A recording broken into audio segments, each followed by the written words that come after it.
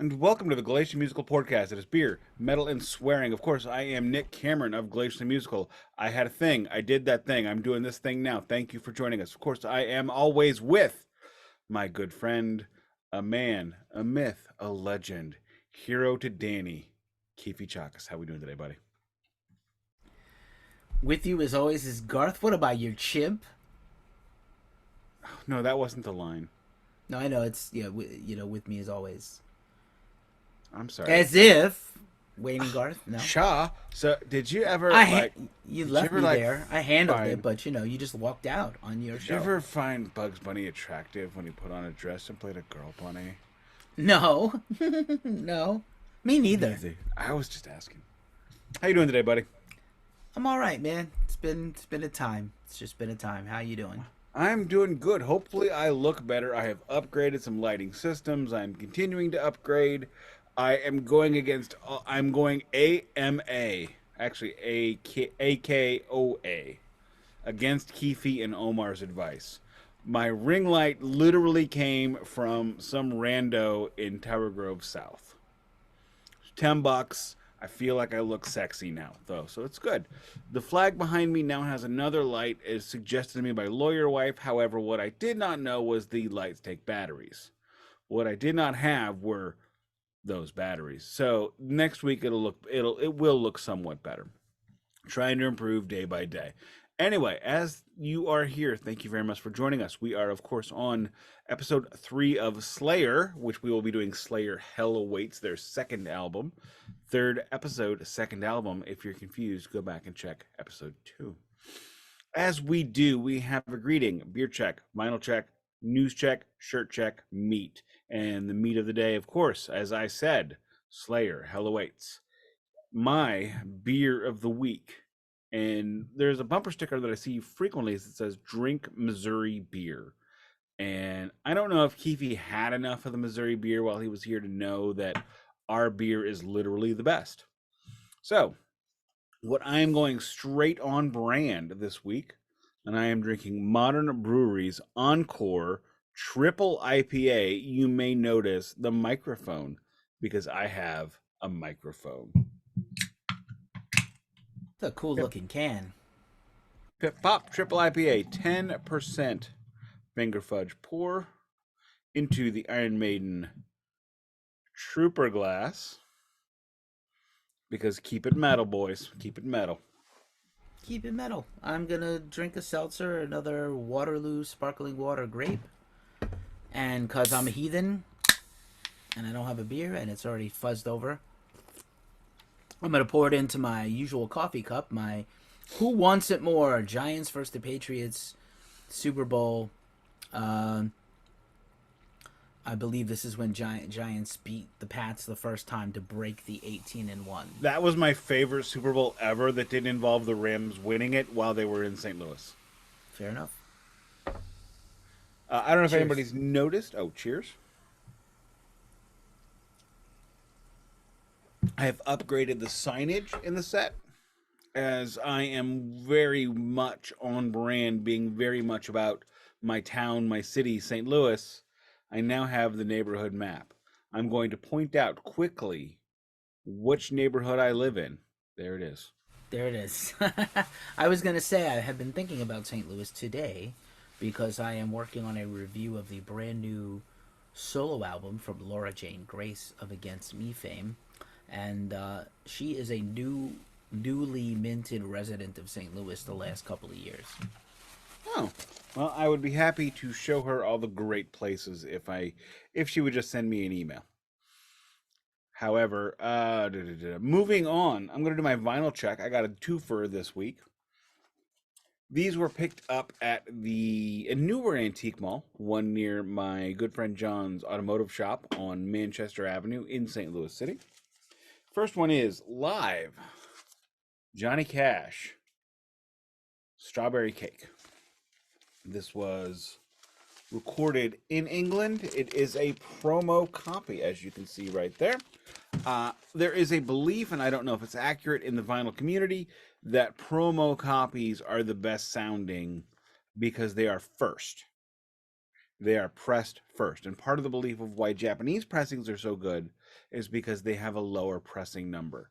Even in the 70s, they were only pressing 500, 1,000 with each plate in Japan, as opposed to 50,000 in America. But it's got some good tracks on it, which I cannot read to you because it's covered up by the sticker.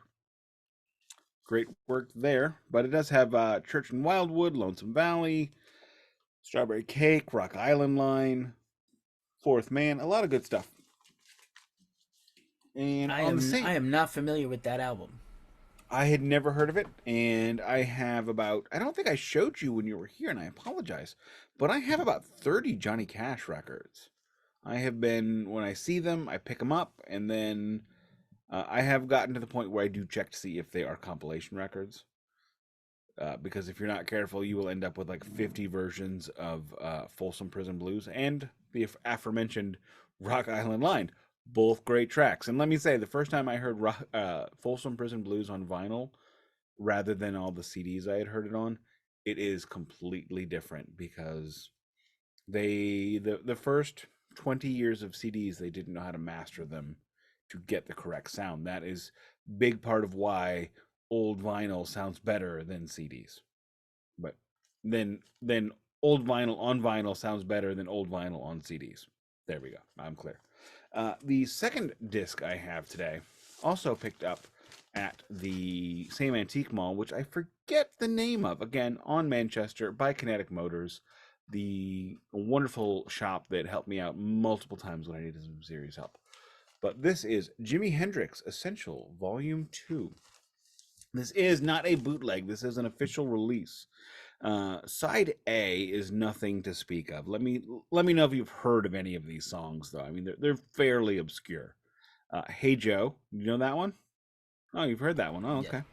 Yeah. Fire. Have you heard Fire? Oh, wow. Foxy Lady. You haven't heard that one, right? Right, Dream Girl? You're right, making jokes. You're making jokes, yes. I see. The Wind Cries Mary?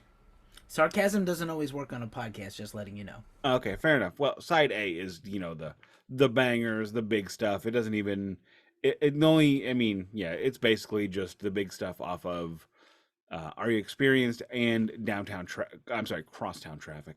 Side 2, however, is why I picked this up. Wild Thing from the 1967 Monterey Pop Festival. Machine Gun from, I believe, Band of Gypsies, and the Star Spangled Banner from Woodstock. It was also supposed to contain a 7-inch featuring Gloria, the Van Morrison song that Jim Morrison also covered. However, it was not inside, so I don't have it. But the two of these, between them, was I think Jimmy was $20, and Johnny was like $10. So it was a good day at the antique mall. As friend of the show, Justin Poirot of Stormland knows, I love antique malls. As do I, as you know. Good vinyl. I apologize. I didn't take you to any while you were here. Well, we didn't. We were pressed for time, and lots of emotional stuff was going on for you at that time. Maybe if you didn't have the other stuff looming, maybe we would have had a little more QT time to run around town. But I was very satisfied and you can't do a whole city in a few days when you have like 2 major events to do. Well, and it's worth noting, just for the record, St. Louis is a lot bigger than most people that have never been here think. We didn't even hit any Italian food. You didn't get... I mean, St. Louis has amazing Italian food. You kept telling me how St. Louis has great Italian food. Did try the St. Louis pizza, the cracker thin pizza crust. It was all right. It was worthy to try. I don't think if I lived there I would eat it all the time, but maybe I would. I will tell you what's funny is, and people in the comments or social media come at me, I see a lot of pizza review videos. I started to unfollow a lot of foodie blogs and vloggers because I don't need this right now. I'm trying to change my lifestyle, and all the food videos are getting to me because I can't enjoy them. Completely with you. My dinner this evening was a grilled chicken salad with French dressing, not even my beloved blue cheese. I mean, it's Valentine's Day. You could have a steak. I don't know. No, I cannot. I'm in solidarity because my wife is addicted to sugar. Lawyer wife loves sugar. Fair. I was handed a real sugar soda, a Ski, which is a local knockoff of Mountain Dew, which is way better than Mountain Dew ever was. I said no. I said no. Went 2 miles on the track yesterday, so I mean we're trying. It's not squirt, but what's the southeastern version of Mountain Dew? Is like lemon drop or something? I don't care.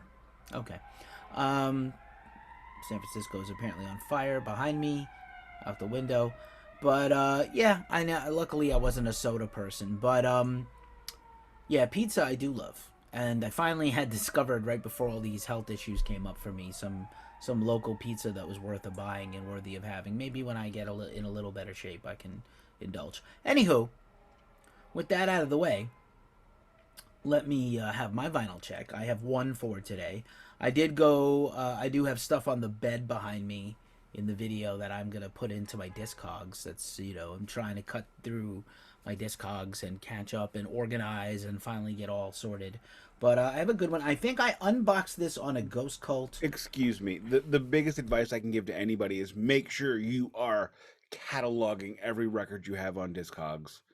Even if you only have 4, even if you started yesterday, because it's going to get to a point where you have to do what I do and catalog 800 records, and it sucks ass. That is where we started. Now we're on our way through that. But yes, that's where everything started. So I had done an unboxing video of this on one of the Ghost Cult weekly rituals, but I feel like our audiences are not completely overlapping, despite my love for you and your love for me and our mutual shared stuff every week. But I still feel like I can maybe get away with this. This was checked kind of like an unboxing and mini review that I did at the Ghost Cult podcast, the weekly ritual, which you could sign up for and watch if you need your weekly dose of Ghost Cult music news. This is a record I love by an artist I love, and it was a first time on vinyl last year of an album that celebrated a 10-year anniversary in 2023, and that is Hydra by OTEP. I'm a big OTEP fan. Hail Hydra. This is Hail Hydra. This is first of all a killer album. It's produced by Ulrich Wild with artwork in, out, and front and back by OTEP herself, who is quite an artist. And it had never been on vinyl. It was a CD on Victory Records. Craft Recordings sent this to me. They do vinyl reissues of things. And so it's a double vinyl with the gatefold. Very impressive. It's a little NSFT right there. Not safe for work a little bit.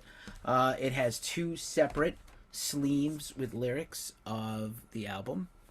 That's one. And then a second, both designed differently. Kind of reflects different sides of the artist and the album. And then, normally, I don't think I would display these, but I think it's a plain vinyl and an etching, which we know we don't love the etchings, but alright, fine. I can deal with it when it's Robert Plant. Yeah, well. Anyway, here's side A with the cool label. Again, this was never on vinyl, so we don't have a reference point.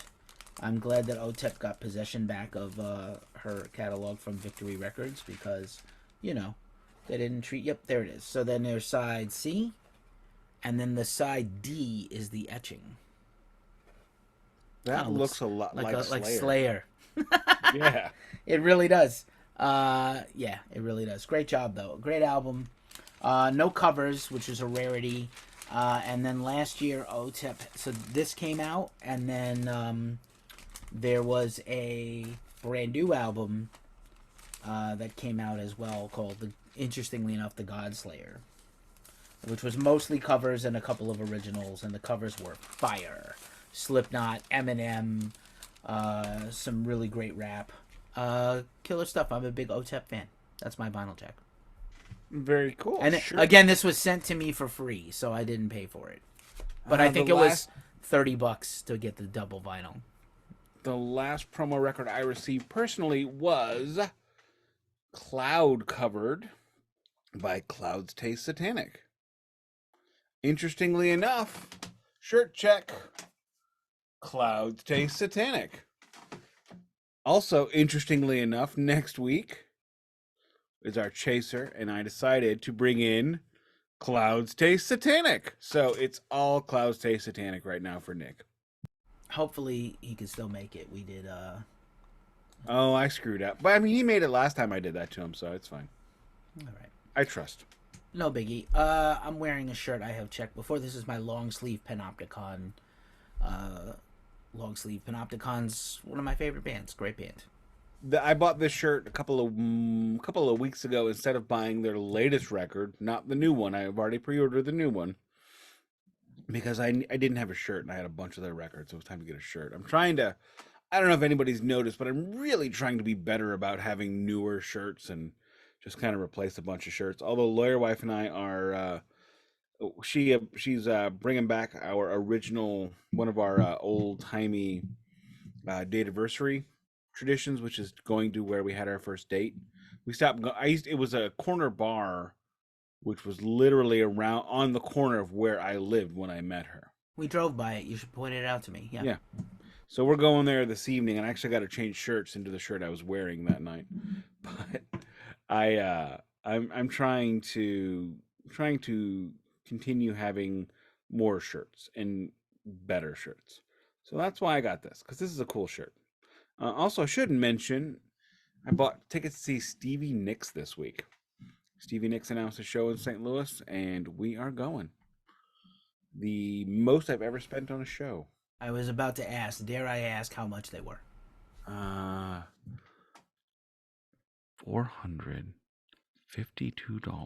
including fees for both of us. I have spent that much on one ticket before. Oh. But yeah, it's a lot of money. Lawyer Wife and I had a conversation about it. And also part of why I call Lawyer Wife is so I don't use her real name, just for the record. Because she does not consent to being on this. She does not even consent to this conversation. But we had a conversation about it before, because she had a pre-sale code, I had a pre-sale code. I mean, if you ever bought a ticket with Live Nation or Ticketmaster, you have a pre-sale code. I got in, but we talked about it the night before, and I said, look, this is not like Metallica. When we bought Metallica tickets, I bought the cheapest tickets. I'd seen them a bunch of times. When I saw them, it was my fourth and fifth time, which is the most I've ever seen an act their size. So don't consider that. Consider that you've never seen this woman and she's one of your favorites. So I think we should sit here in this section, this section, this section, or that section. And we did. We sat in that section, and they were expensive. But you know what? She may not come again. That is what I was about to say. I think this is the end of her as a touring artist. Is probably this next few years. So if you want to see Stevie, see her now. If that is the case, I would say she is probably done, because she has not done a record in 12 years. Yeah, she said she's not interested in doing new music, actually. A lot of musicians her age are just interested in going out and replaying the songs, and that's fine. But what's really funny is so we're seeing her in May, and in April we are seeing a Fleetwood Mac tribute band. So we're seeing a Stevie tribute and Stevie within 6 weeks of each other, which makes me giggle hysterically. I also added Bit Brigade to my concert calendar, and we also bought tickets to see Melissa Etheridge and Indigo Girls, which I saw Melissa at a very tiny theater. She would have played the bigger theater down the road, but Neil Young was in town that night. So Neil Young is playing 5 blocks away from where we're sitting. Not even like 3 blocks away. He could have. We were so close. Neil Young could have run out between the encore and the main set, played a song with Melissa, and ran back, and nobody would have noticed. It was that close. I have no interest in seeing the Indigo Girls, but I'm going. So whatever. They're good. Indigo Girls are good. They're good live.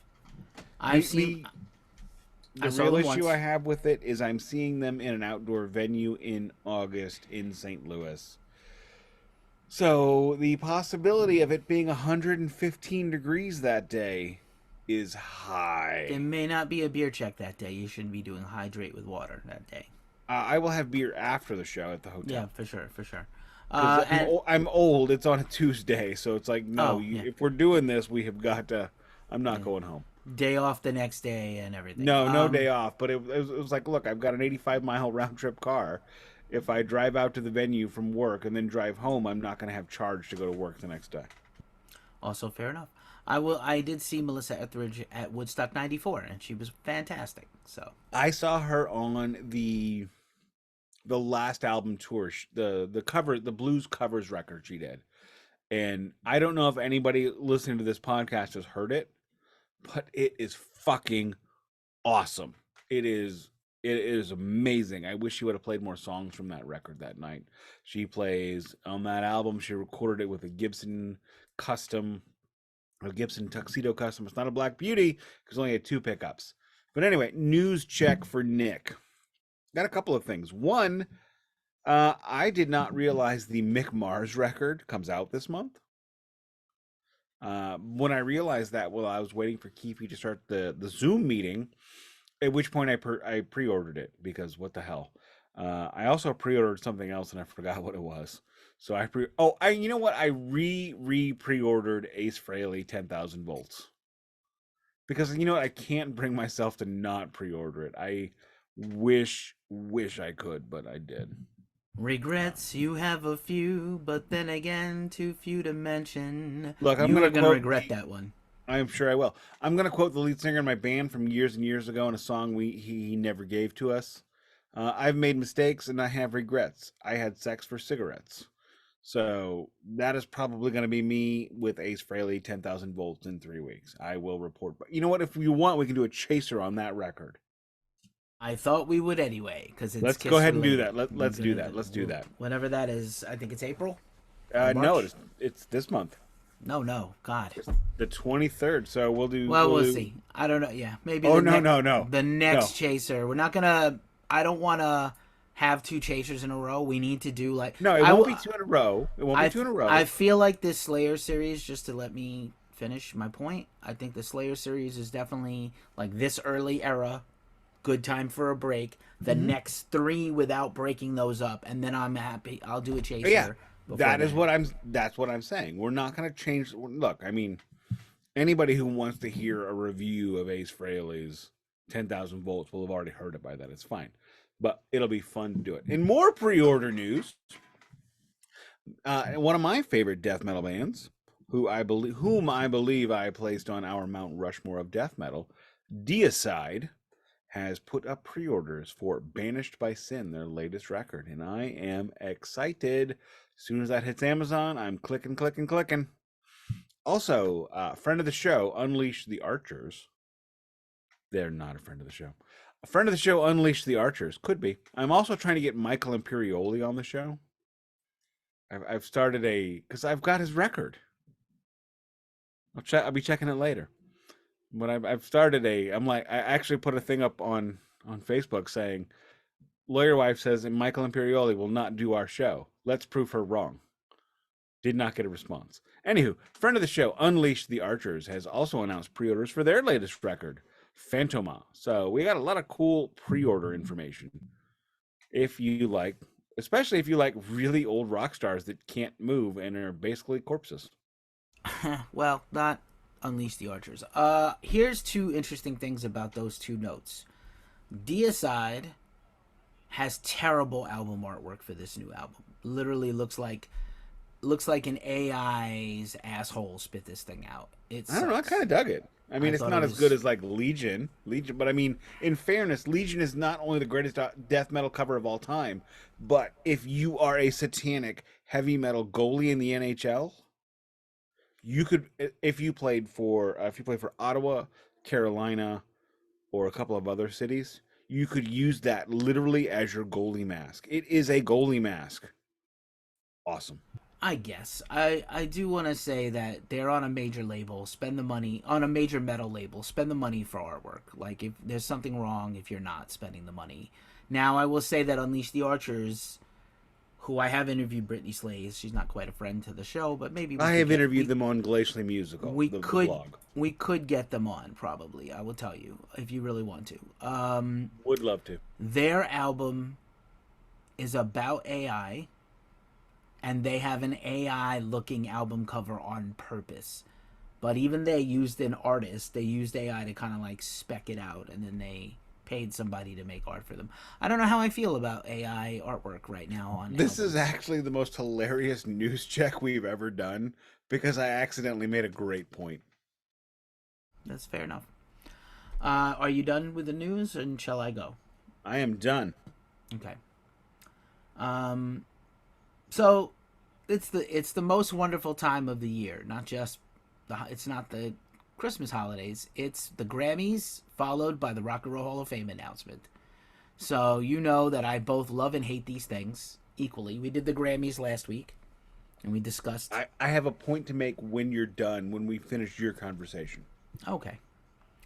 And we got the nominees for the Rock and Roll Hall of Fame, and all the fellow metal websites were outraged that only Ozzy Osbourne was the only real metal artist nominated. And I was like, why would you expect it to be any different? We had a few last year nominated, and only a couple technically get in. Only really Rage Against the Machine that could be considered metal. Again, no Iron Maiden, no Soundgarden, no Alice in Chains. But okay, fine, we know these things already. So as you know, my criteria is just like the Sports Hall of Fame, Sports Ball Halls of Fame. You are in as a lock, or you're not. If you have to get up and make a case why Todd Rundgren, but Todd Rundgren should be in, he should not have been in. He is not a Hall of Fame artist. So we're going to do the whole list right now. But I first want to ask your opinion. Will Ozzy get in? Just period. Will he get in?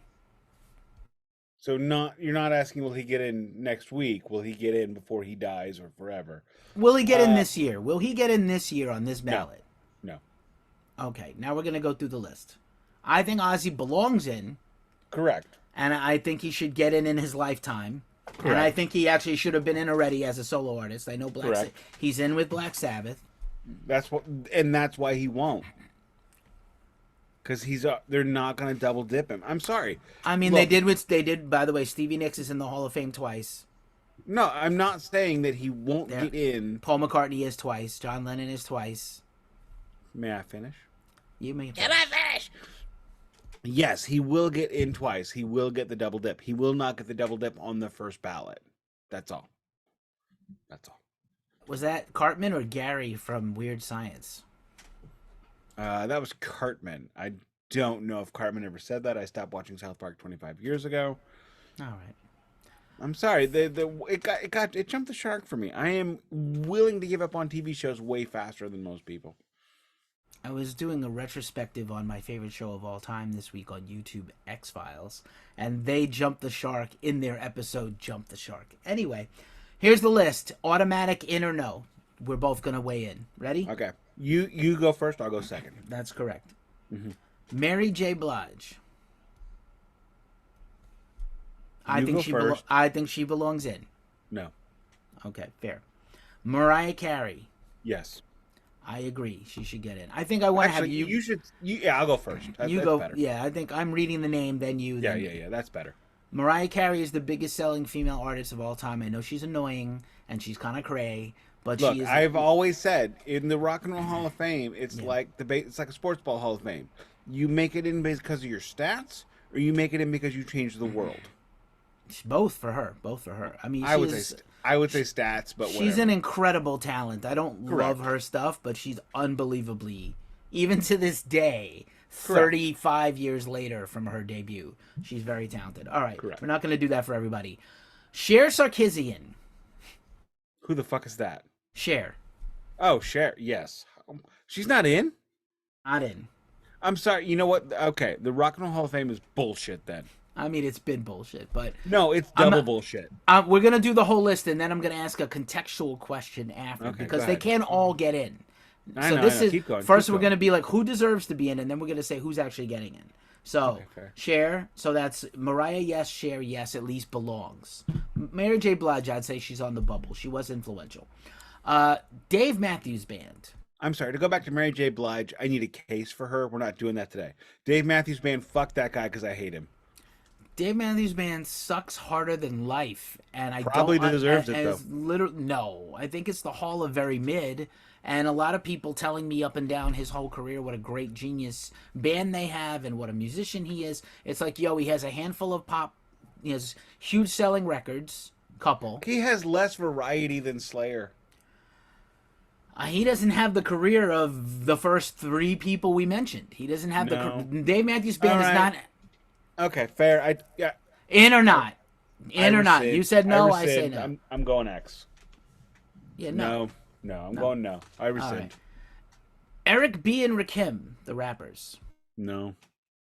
See, I disagree. Eric B. and Rakim. Rakim by himself. How many is records they sold? Enough in the 80s. They have enough in the 80s. I'm not going to do 50 million?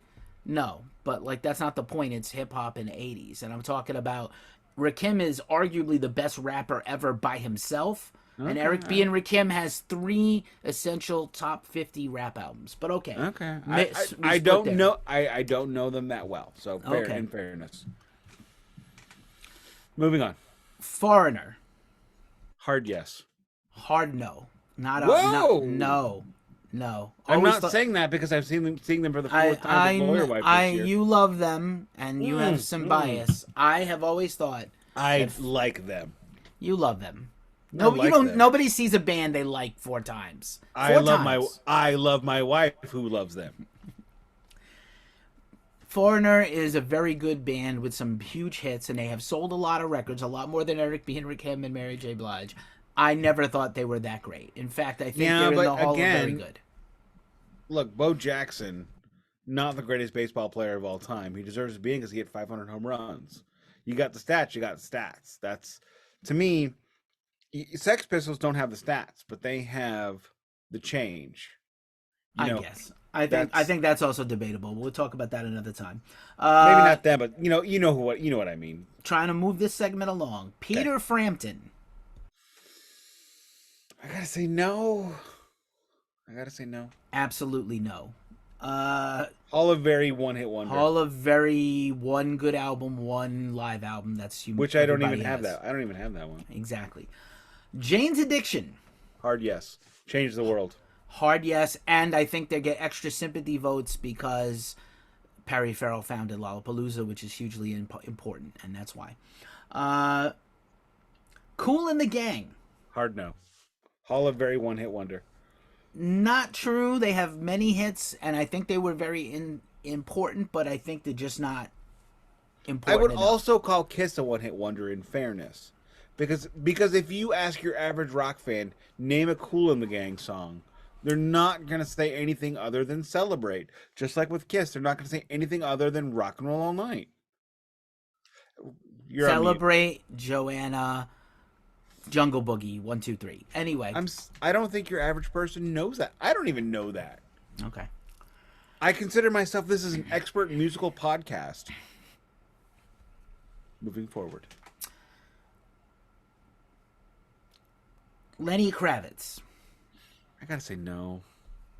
I would say a hard yes, but I think he has a difficult relationship with critics who do the voting. I love him. I don't love all of his. I love him.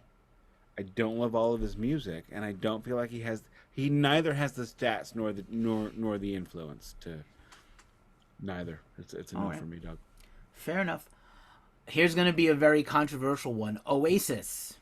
Fuck no.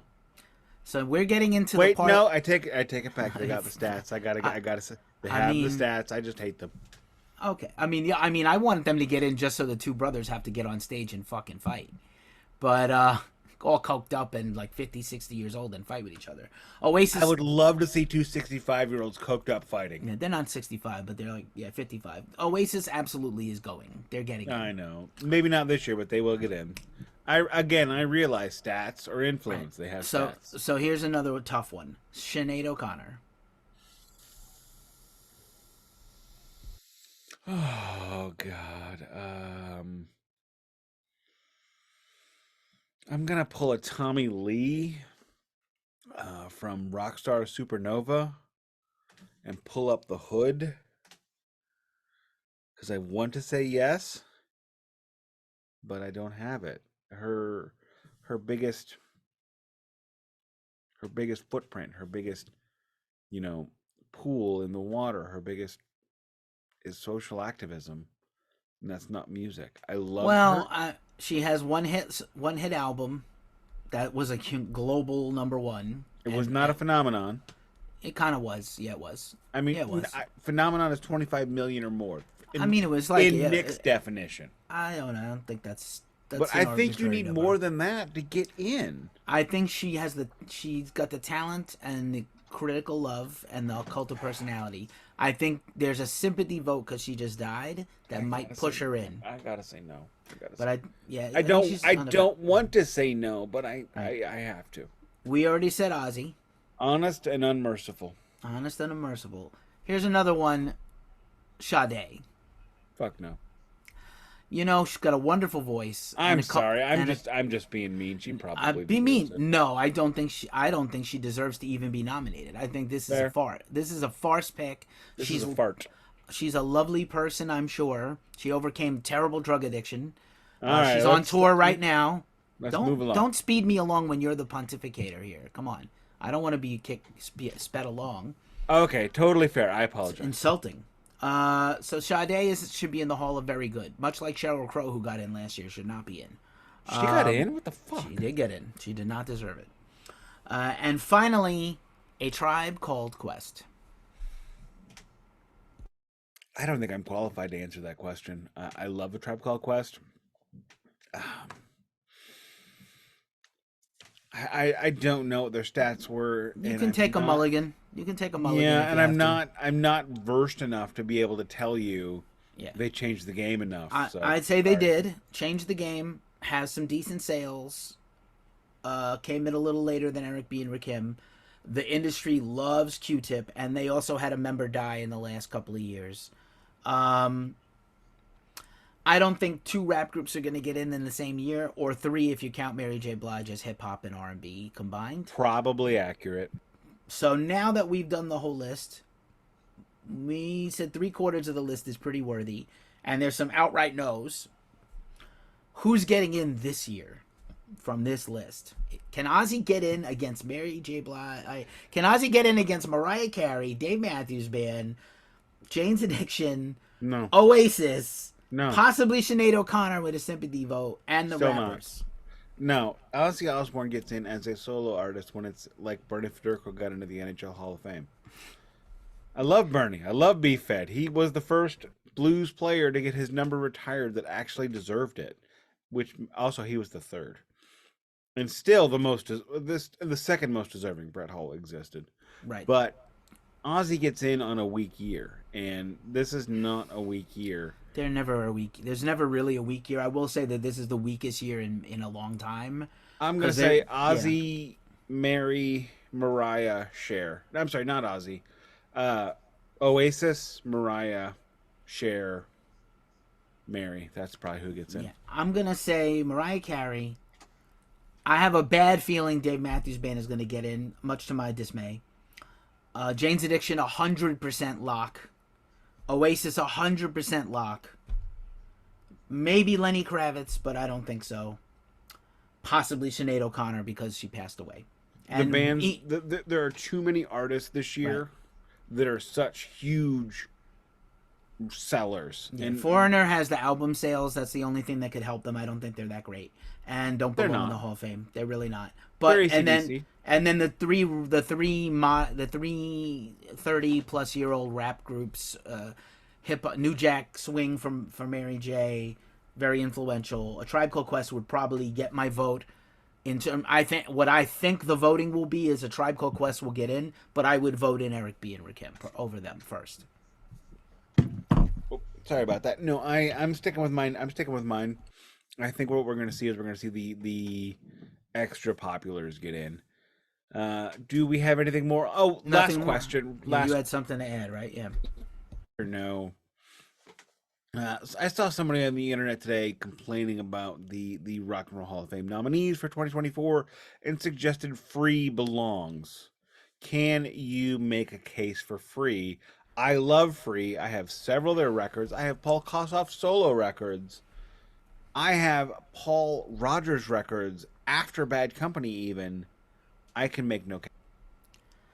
Free should not be in, and I really don't think Bad Company should be in.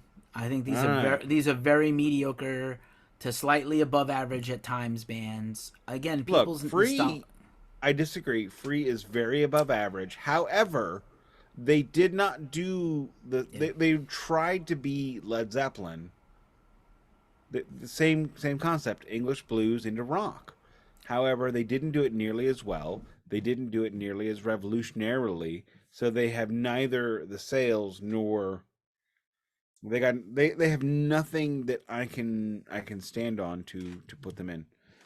I will still enjoy their records and I will still bang a gong. Wait, that's not Free. That's somebody else. It's T-Rex, who is in the Hall. That is Mark Bolan, who is in the Hall of Fame under some category influences and such.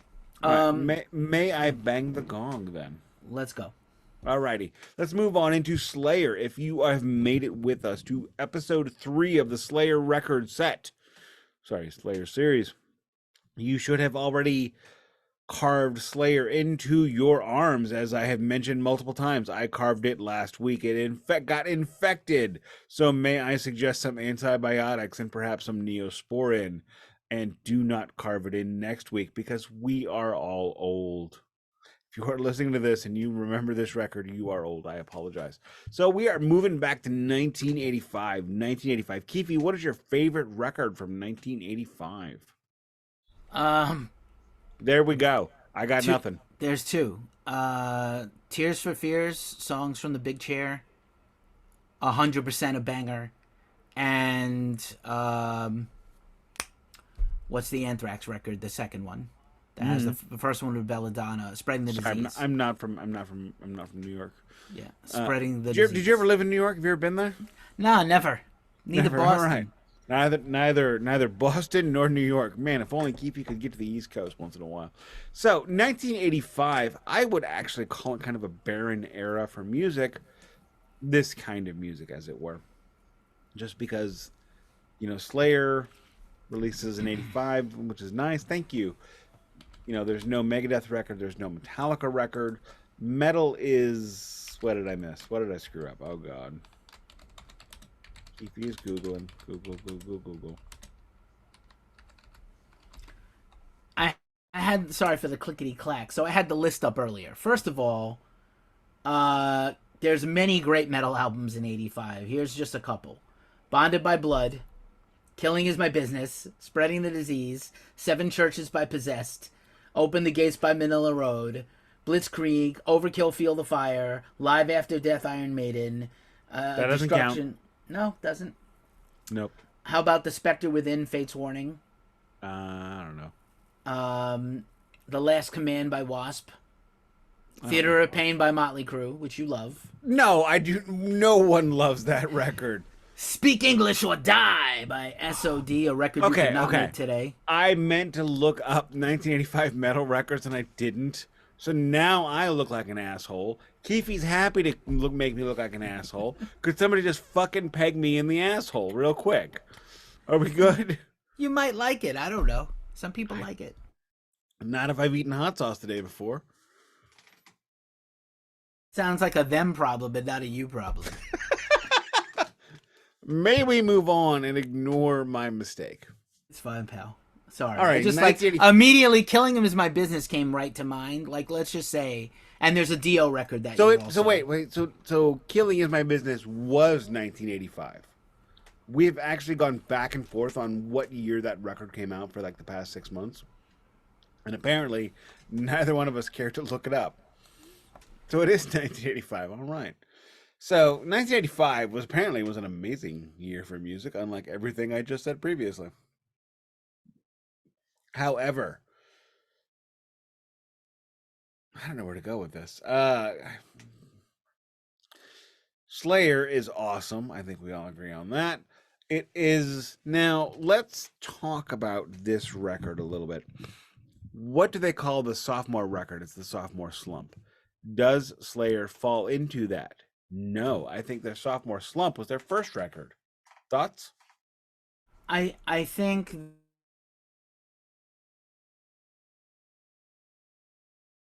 Muted.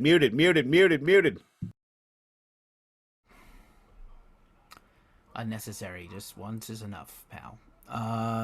Sorry. I think we keyed in on this last week.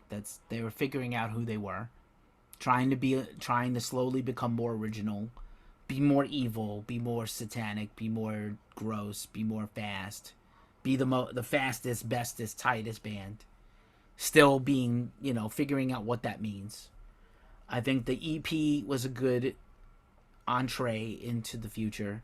I think they went on the road for a couple of years and plied their trade, and they had 10 songs finally, and played a whole set list and headlined by themselves and opened for other bigger bands.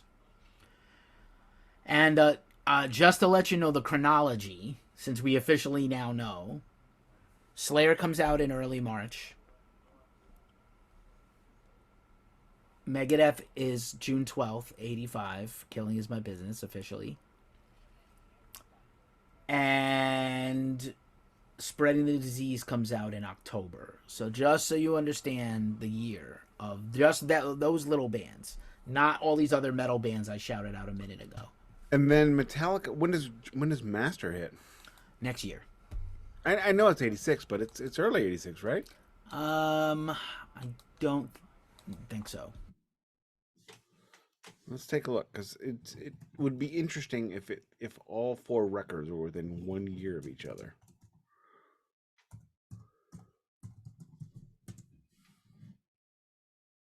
March 3rd, 86. So basically within a year, yeah. So think about that for 1 second. We are talking about bands, except for Metallica, who created the genre, who were under the radar. In 1 year, we have all 4 bands of the big 4 dropping records. Now, what if, and I haven't checked this, what if Testament dropped a record then too? I think it's later. They had a demo, and Zetro went on to Exodus, and then the first Testament record is not really until 87 or 88, because they just announced the reissues on vinyl for the first time in forever. So yeah, I saw that and I almost ordered it. What about Exodus? Exodus, I believe, dropped. Well, we said Bonded by Blood is also. Oh yeah, in Bonded by 85. Blood. So we have Exodus, we have Slayer, we have Metallica, we have Megadeth. Jesus Christ, this is and Anthrax. This is an amazing, and Creator also and had Creator. I mean, we have just like the year of the thrash. Venom drops at this time. In this time frame, Slayer tours with Exodus, and that is where Gary Holt meets the band. Originally, Gary Holt becomes friends with the band in 1985. Think about that. I think Slayer definitely toured California. Exodus probably opened a show here and there for. I think Slayer originally opened for Exodus in the Bay Area, and then the next time Slayer came to town with their debut album out, Exodus had to open for them, and they were like, "What the hell?" And but they didn't really know each other. They just showed up, and everybody went to the show and was like, "Wow, Slayer!" And then those guys left town, and then in '85 with the 2 records, imagine going to the show and Hell Awaits and Bonded by Blood are both out at the same time, and you come home with, you saw these bands live, and then you came home with these 2 vinyls. Oh my goodness. That probably didn't happen because you were drunk as fuck and you broke them on the way out. However, if you were the one teetotaler, good on you. It's absolutely crazy, just as a genre, as a young genre, how we're talking about a year, a 12-month period where these seminal, amazing records drop. And then they tour together. We could talk about Big 4, Big 5, Big 6, Big 10, and it's all of them save Testament, who's a little bit later. Absolutely. And Slayer tours with Venom.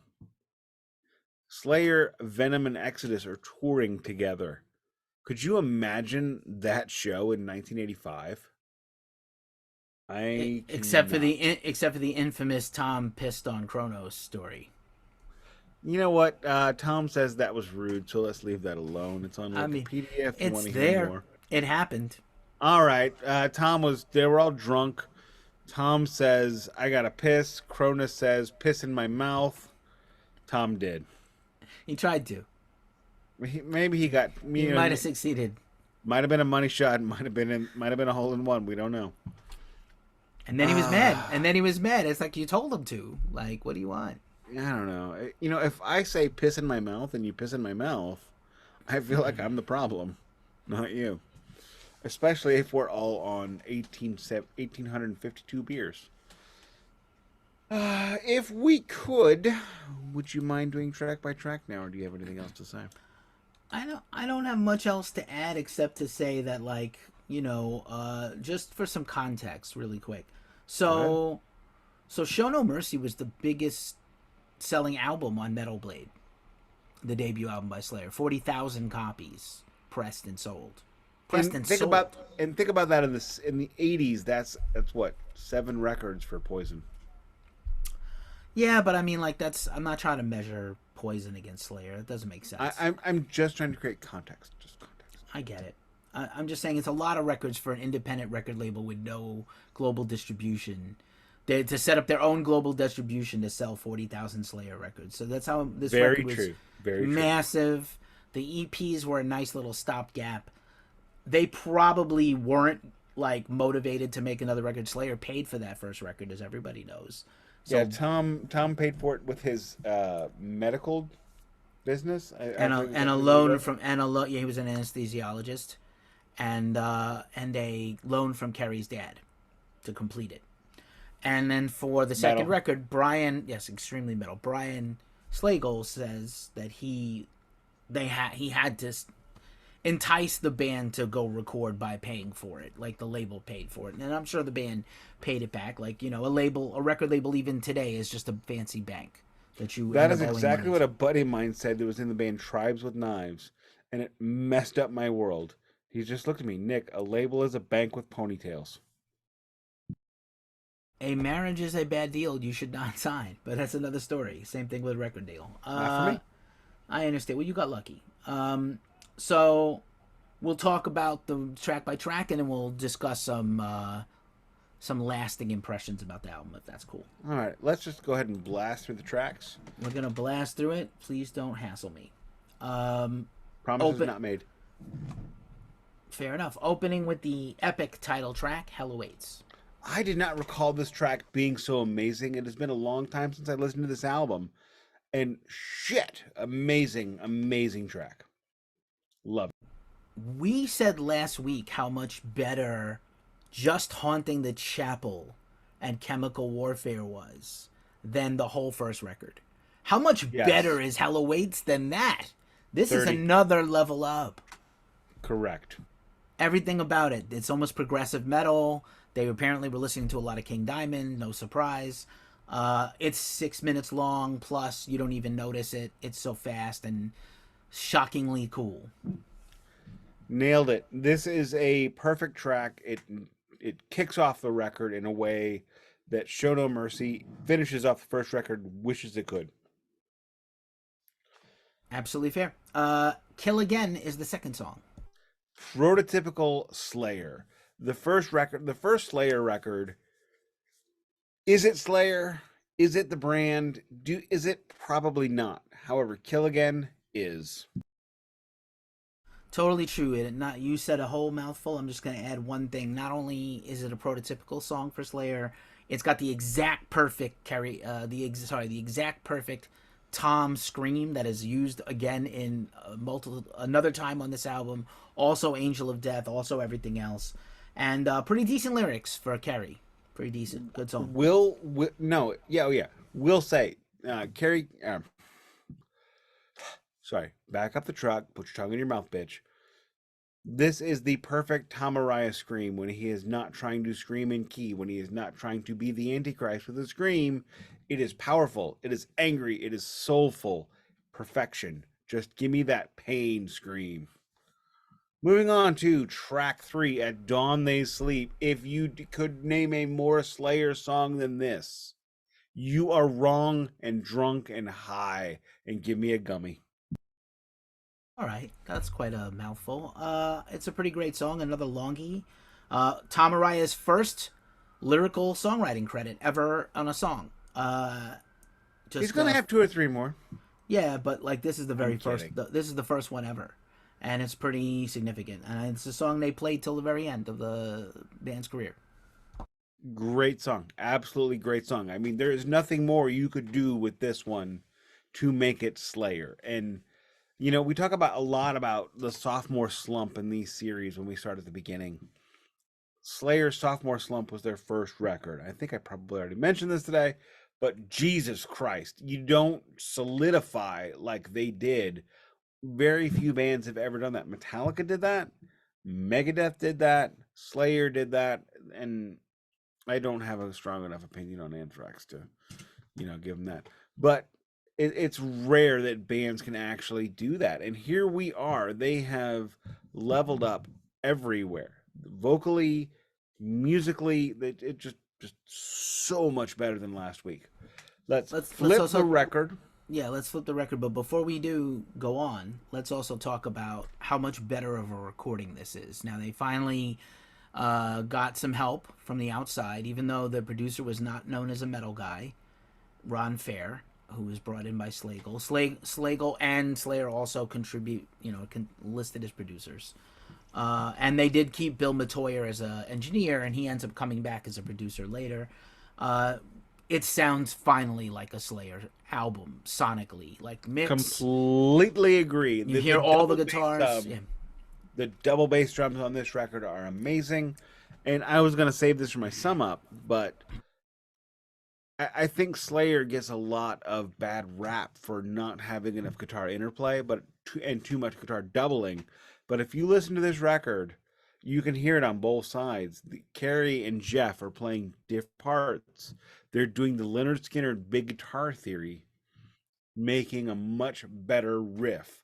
And in fact, what cracks me up about that, Dave is too fast for them. If you pay close attention to this record, Dave is playing faster than everyone else, and they're just hitting on some of the beats in order to keep up. Dave is ready to go. He is a 15-year-old boy looking at his sister's best friend. What a crazy analogy that is. Is it crazy? It is kind of crazy. He's significantly better than they are as a talent, in general, historically, and they don't have to like that. But yeah, he's fantastic. Moving on, as you said, flip the record to side 2. Praise of Death. Decent song. Probably the soft underbelly of the record for me. How about you? I would say completely forgettable. Move on to Necrophiliac. Blood-sucking creatures of the night, necrophiliac. I had an ex-girlfriend that thought this was the greatest Slayer song and that they never topped this album or that song. Crazy, but some people feel you know what? That is an opinion song. that is completely valid. Amazing track. Moving on to Crypts of Eternity. Wow, the underbelly got soft again. This one doesn't land as well for me, especially going back to it now, which is a little too sad.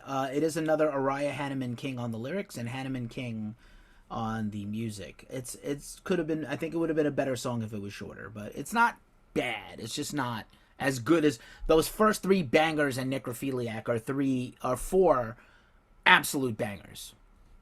We're talking about a 7-track record, and a 7-track Slayer record, which hits at about 38 minutes, is kind of ridiculous, really, if you think about it. Especially when we're talking about still, punkish thrash, prash still, prash thrayer, prash, punk thrash Slayer, of course.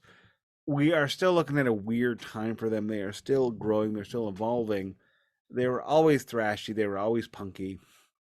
And this is probably, and I'm going to go out on a limb. I haven't looked at the numbers, but I would imagine this is the album with the least number of songs. That is entirely possible. I haven't really done that kind of analysis yet, but you could be right.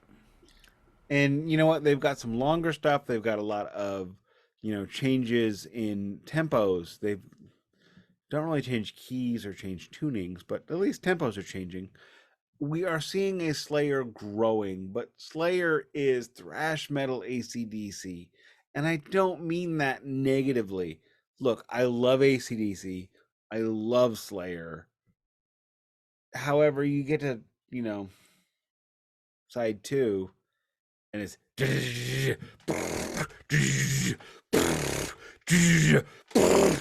and you know what? It's great. It's fun. It's awesome, especially live. However, it gets tiring. I think you went into a summary one track too soon, but okay. Not wrong All right, because that is an hardening accurate of the that is an accurate vocal description of hardening of the arteries. all right, hardening of the arteries. Let Carcass have this. Well, it's a good song. It's actually better than the other two duds. It does kind of save the end of the album. I actually really love this song. It's pretty much a perfect Jeff song. Actually, it's wild. Like the riffing is wild. Like we didn't even talk about how crazy some of these riffs are. Sometimes they go with simplicity, like At Dawn They Sleep is groovy and simple, but also really cool. And then other times it's just like, how did they do this in 1985? I don't even understand. There's no context. There's no other band playing music like this in 1985. Even the best Megadeth, who thinks that Dave is a world class metal guitarist or any guitarist, but like nobody is making music that sounds like this. I think Hardening is a very good comeback and a good way to end the record. It's Praise of Death and Crypts of Eternity are not great songs, but the rest of so 5 of these 7 songs are fantastic. Completely agree, and you chastised me for not getting into my sum up before getting in ahead. You chastised me for getting into my sum up ahead of time, and chastised me for not getting in my head up. Anyway, you know what I mean.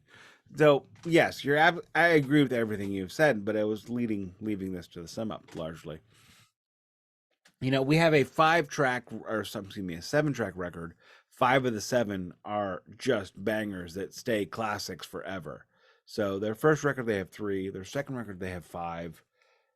5 out of 7. I mean, Jesus Christ, 5 out of 7. That's a number. You have a band that is still growing, still maturing, still nurturing what they are, and they are finding it every day that they can be better and bigger and heavier than they were before. I know Slayer tries to be more and more evil as time goes on, and until the next record, the next studio record, it's a little campy. Now on Rain and Blood, they actually fucking scare us. We'll get to that in a couple of weeks. Well, I'm gonna tell you, man. This will be part of my sum up. Like, here's an underrated part of this album. So it starts with the backward masking vocals, right? Like it sounds like Slayer right. recorded backwards. It's something else, and then it ends also with the same thing. Join Us. Yeah, it's Join Us, but it scared the shit out of people when they heard it. Like, you heard about bands, Led Zeppelin, Stairway to Heaven, if you play it backwards, it sounds Go to Hell and Die. But this is real. This really happened. This really is on a record that opened the second Slayer record that most people heard after they sold 40,000 copies of a pretty great debut that isn't all 10 of 10. It's pretty great for what it is. And this is a better record, and it opens with this just garish Satanic thing. Like, just, it's theater. It's campy. But also, people were scared to death of it, and parents heard that and were like, nope, that's going back to the shop, or that's going in the trash. I love you referring to it as theater and camp. Absolute perfection. And you know what? Tom Araya is a Catholic. These dudes are not Nazis. They're writing about Nazis. They're never saying Nazis are good. They're just saying, Lawyer Wife and I once had a discussion. We were talking about Deicide or Morbid Angel or some ridiculous fucking Tampa Bay death metal band that I listen to, Cannibal Corpse or whatever. And it's not Cannibal Corpse, because if I tell her what they sing about in Cannibal Corpse, I'm gonna be throwing away my Cannibal Corpse records because it's wrong. I like what I can't understand it, but she looks at me and she goes, "How do you listen to music like that? How can you deal with that? That it's so wrong. They're glorifying this awfulness." Now, at this point in time, Lawyer Wife and I who is a former prosecuting attorney who prosecuted murders, domestic violence, sexual violence, kid cases. I mean, the most depraved shit in the world. And I mean, I won't discuss what we talked about or what I've seen, but trust me, you don't want to. And I looked at her and I said, "Lawyer wife, how do you watch Law and Order?" She looked at me and she went, "Ah, Law and Order doesn't glorify murder. They don't glorify this stuff." And I said, "What the fuck makes you think Slayer does?" And That one of the 8 times in my life I got oh, I it's never thought about it that way. it's going to be a discussion for another time. We had this lengthy discussion during Cannibal Corpse. I think what Slayer did is they're not wrong, but they definitely doubled down when they should have retreated. But that's my opinion. Look, I'm not gonna say Jeff Hanneman, Jeff Ginneman. I'm sorry, that is not that's really dead. He's dead, and let's have some respect. Fair. That's what I said. And when I die, you can't make fun of my name anymore either. I hope I die first. Anyway, I will haunt you. No, I'm definitely gonna die before you. I have worse health problems. Jeff Hanneman. Yes, they should have. Discretion is the better part of valor, and they had literally none of it because they thought, what does Jimmy Fallon say in one of the last scenes of Untitled, aka Fever Dog, aka Almost Famous? He holds up 2 hands and he goes, which one of these do you want? And you want the exciting one. You want the one you don't know what it is. Want the thing you don't know. By the way, you know why I know I'm gonna die before you? Because I'm this many years old. I now have a medicine box. My lawyer wife's got one, but I did 2 miles of the track yesterday. That's why you're gonna die before me, because I did 2 miles of the track. Anywho, so I think they nailed it perfectly in that scene where so many bands from that point before and for 20 years later did not realize that you have to be adults and you have to admit this is art.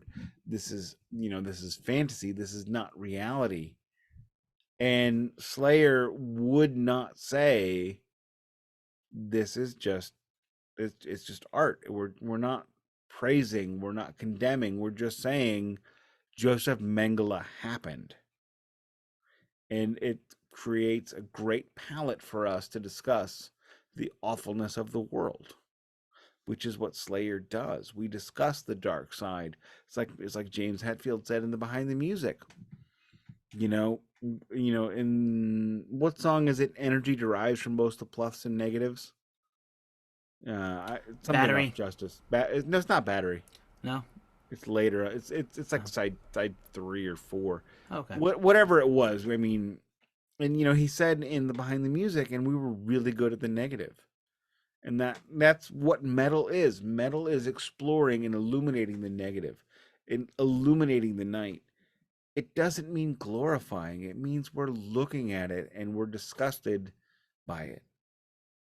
Had Jeff Hanneman said, "This sucks, this is terrible," we're just putting this up there to show you how terrible it was, nobody says anything. But he didn't say that. He chose to take the Zippo lighter in his hand and put it in his pocket and give you the hand with nothing. Again, reverting back to Almost Famous / Untitled references. We both love that movie way too much. So if you haven't seen it, please watch it and subscribe to our podcast. One of these days we'll do a watchable episode or something where we watch it and commentary. That's an idea I had. But anyway, we run out of things to talk about. I think it's time to go. Whose turn is it to take us home? I don't remember. My turn. Thank you, Keefy. Thank you, listeners. Thank you for my lovely daughter, whom I have not mentioned, who has demanded I mention her. But she has said, do not mention what she listens to. Just say that she is awesome. She has great music taste and she is cool. All of those things are true. So, if you have made it this far into the Glacially Musical Podcast, if you are on YouTube, if you could please interact with us, just give us a like, give us a comment, give us a subscribe. It does such amazing, wonderful things for us that we can't even begin to imagine. If you are on Spotify or iTunes or listening to this on audio, if you could please just rate it, just give it a star rating. You're on your phone. Pick up your damn fucking phone and hit a star. I'm sorry. It hasn't been. It's been a really boring day. But just if you could just give us that star review, if you could tell one friend about us, or just tweet about us, or Facebook about us, or Blue Sky, or whatever. You can catch Keefy on all the socials at Ghost Cult Mag. You can catch, if you Google Glacially Musical, you can find me on all the socials in one way or another. Thank you very much for listening. There are 1,000 million billion podcasts in the world, and the fact that my wife supports me doing this twice a week, and if the fact that you listen to this is fucking awesome, and I thank you for that. Keefy is my good friend. This is the greatest hour of the week, even though we have gone an hour and 20 minutes this week. So it's the greatest hour and 20 minutes for an hour, or other numbers, either way. As we say each week, this is the Glacially Musical Podcast. It does not play in Peoria, and Slayer will burn the bitch down.